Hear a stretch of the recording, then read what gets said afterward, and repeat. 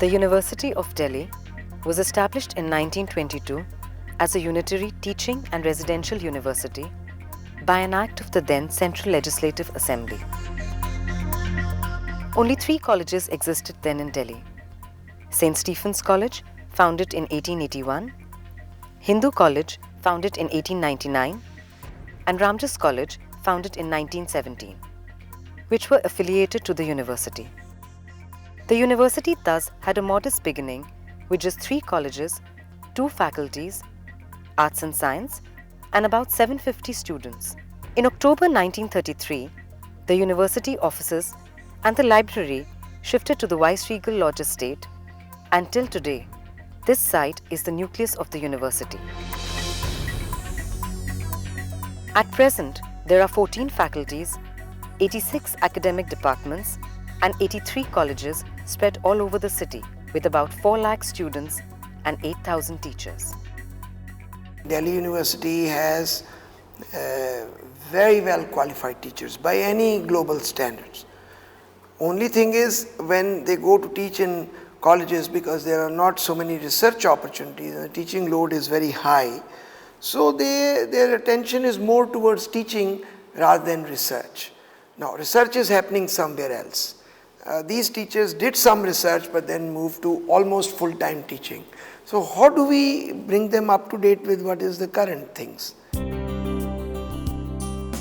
Over the last 7 decades, the University of Delhi has grown into one of the largest universities in India. With the development in the infrastructure, techniques, latest facilities, and improvement in mode of education, a premier institute named Institute of Lifelong Learning was created in 2007.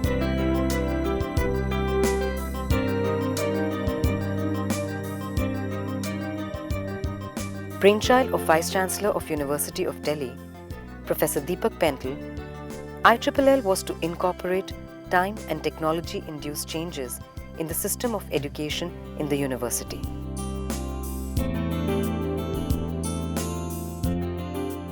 This institute was established in 2007 and it owes its genesis to our Honorable Vice Chancellor, Professor Deepak Pental.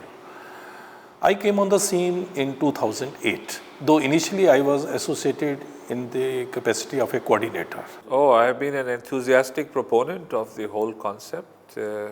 Much before the thing was formally started, the Vice Chancellor had many discussions with his colleagues, including me, and I think it's a marvelous idea. It is an institute with a vision beyond future. Under National Mission in Education, an ambitious project undertaken by the Ministry of Human Resource Development, the main focus of this institute is on integrating information and communication technologies with education. Now, IIIL has proposed the setting up of a national center for e-content development with a view to harnessing the subject matter expertise wherever available for developing high-quality multimedia content based on UGC's model curricula.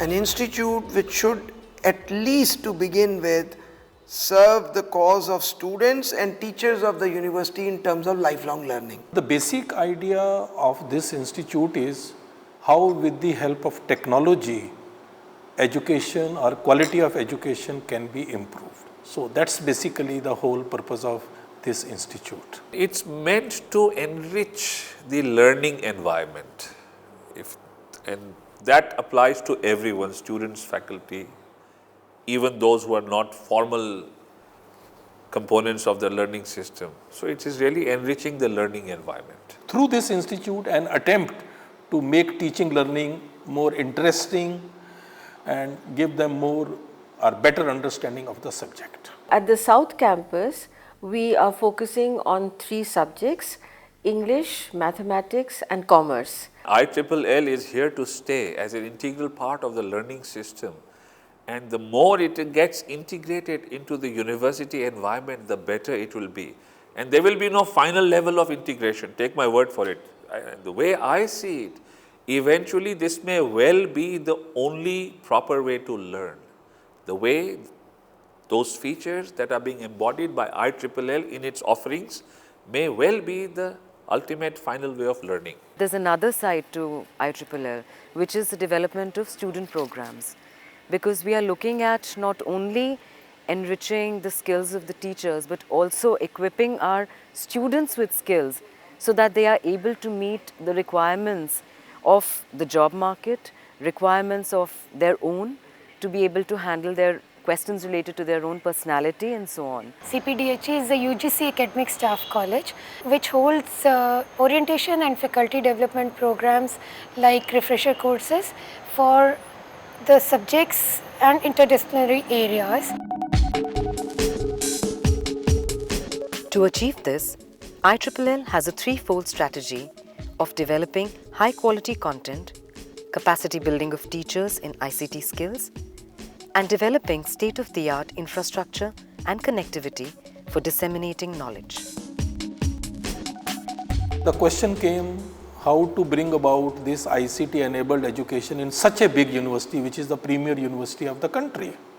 We have about nearly more than 300,000 students, so 7,000 to 8,000 teachers, 80 colleges, so many departments. So how to introduce that? It was a very big challenge for us. So we decided to follow a three-pronged strategy to achieve this, in our university. The first was that we should develop high-quality e-content. That is the most important thing, what is to be ultimately delivered to the students. Second thing was we are working on the capacity building of our teachers in ICT skills. That is the second component of our strategy. And third thing is, of course, infrastructure and connectivity. We need to have a very good infrastructure, and then all colleges, all departments need to be connected so that whatsoever content you are developing, it could be delivered to them also. So basically we are working on this three-pronged strategy. The idea is not to prepare easier content. I don't think that. The idea is to prepare good content. And it has nothing to do with the medium. Preparing good things has never been easy in life. The e-learning material is being divided into 4 parts. One is the e-lesson, other is the e-quizzes, e-lab and the e-lectures. Now when we talk about the e-lessons have the main thing that where the value additions are there, which will be like misconceptions, did you know, some points to ponder, video snippets, audio snippets. The main idea is to bring the interactivity so that the students as well as teachers, they go into the self-learning mode. The e-quizzes that are being prepared, a unique template has been prepared by the IISS team. It's never easy to train anyone, but it's an enjoyable task, and all of them will participate, and the trainer will be trained as much as the person being trained. So everybody is going to again enrich and empower themselves. So I think it's going to lead to good things. And the important thing is, that this is a very dynamic platform. Everything will keep continually evolving and evolving to a higher state.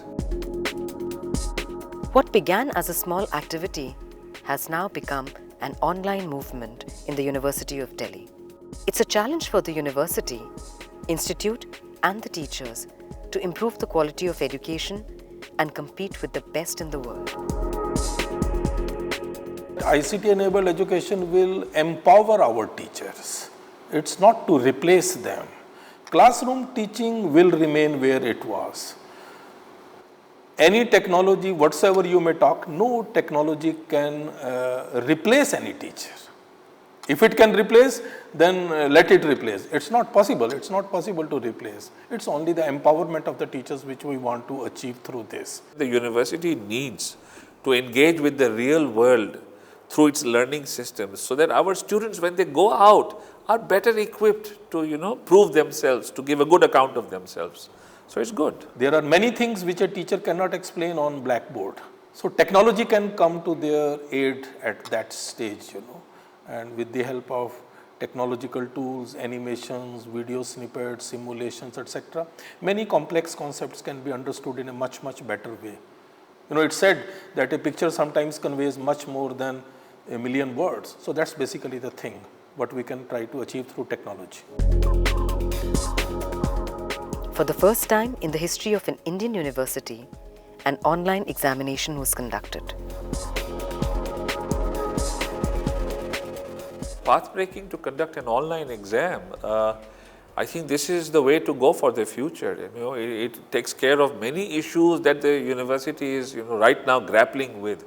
So you could sit in a remote area and access university material and then sit for a university exam of high quality. It's a major thing. Only team. All credit is to the team. We are sitting here and only facilitating their efforts. Otherwise, it's all efforts of our teachers and the coordinators there, the director who is dealing with it day to day. Our director IIIL, Professor Bakshi, has been very much involved in some of the e-learning initiatives of Government of India. And now that our teachers are becoming more and more efficient in this, they are learning IT tools.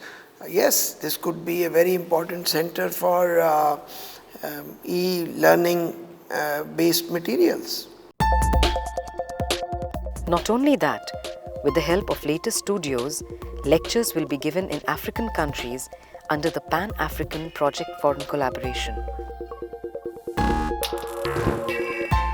Pan-African Project, Delhi University is a partner in that, and under Pan-African Project we have creating our IIIL Audio Visual Center, and this center basically will serve two purposes. One would be that it will provide us an in-house facility for recording the lectures of our best faculty members on different topics. So this is something which will be very new for us.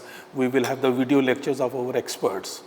And second, under Pan-African Project, certain lectures or certain lectures can be live beamed to many countries of the African Union. That is basically the objective of this Pan-African e-network project.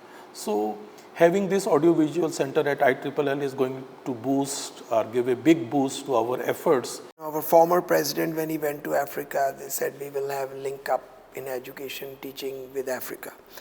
But we have not been able to do a good job because material was not available.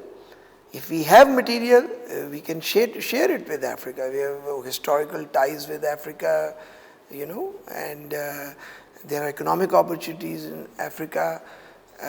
So if we can deal with them through our materials, pass it on to them, that would be wonderful. There is another project with Afghanistan.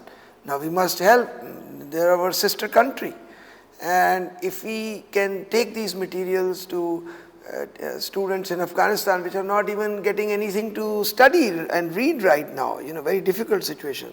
So this material which is being prepared, if it is used in India or it is used globally, I think that would be very good news for the University of Delhi. Knowledge never recognizes any boundaries, and it never should. So why just African countries? I think the whole world should access this material. Whoever wants it, and knowledge should be given wherever and whoever wants it. And we should also learn through our systems to access good material from other sources. We should do it both ways. But I encourage this. It's a great idea. Come, let us join hands and take part in this e-transformation of Delhi University that is taking place at the Institute of Lifelong Learning. It is an institute with a vision beyond future. It is thinking much ahead of the time. Let's be the followers, but let's be the leaders in this respect.